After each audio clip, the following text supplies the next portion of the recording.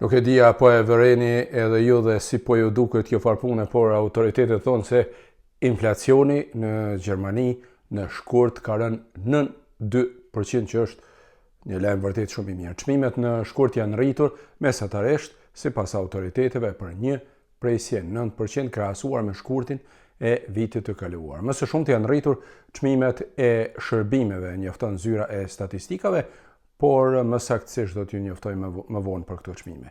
Në janar inflacioni ka qenë 2,1%, ndërsa në dhjetor ishte vetëm 1,8%, që është inflacioni më i ulët në nivelin vjetor në vitin 2025.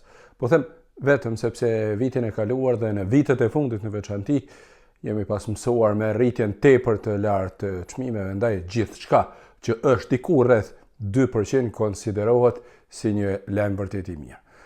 Më së shumti janë rritur çmimet e shërbimeve, pra siç e thash, me rreth 3,2%.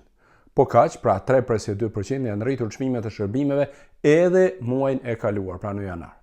Çmimet e energjisë janë rritur në shkurt me 1,9%, ndërsa shumë më pak janë rritur çmimet e ushqimeve me rreth 1,1%, që është një lajm vërtet shumë i mirë për të gjithë ne konsumatorët. Ndryshe, në janar janë rritur çmimet e ushqimeve me 2,1%, që do të thotë se ka një rënje.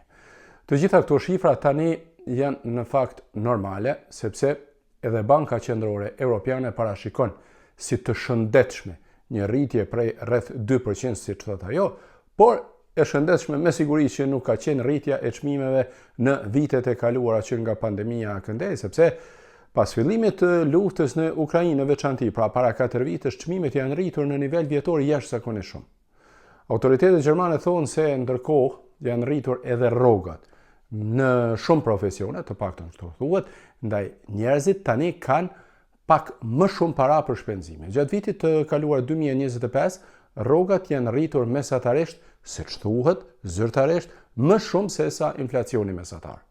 Zyra e statistikave thotë se rrogat reale janë rritur në vitin e kaluar 1,9%, por të mos harrojmë që, siç e thash edhe një herë, vitet e kaluara inflacioni ka qenë mesatarisht shumë më i lartë se sa rritja e rrogave, ndaj edhe fuqia blerëse sot është akoma në nivelin që ka qenë para pandemisë, pra në vitin 2019.